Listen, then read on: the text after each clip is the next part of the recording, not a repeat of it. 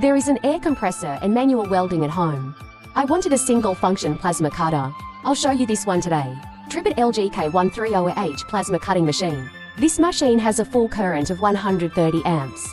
Without manual welder, it needs an external air compressor. It's on IGBT dual module, heavy industry machine. There are also the T for T functions, gas entrainment regulation and current regulation. I'll turn around for you and take a look at the back.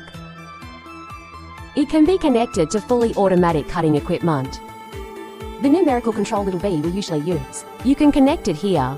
This one can also be used for numerical control. 3-phase electric air switching. Let's cut this steel plate today. Let's see how thick this iron plate is. It's about 3 centimeters.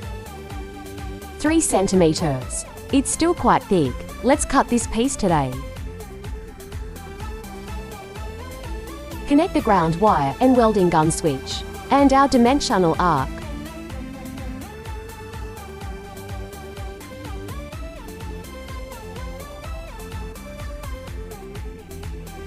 Now we connect the pressure reducing valve.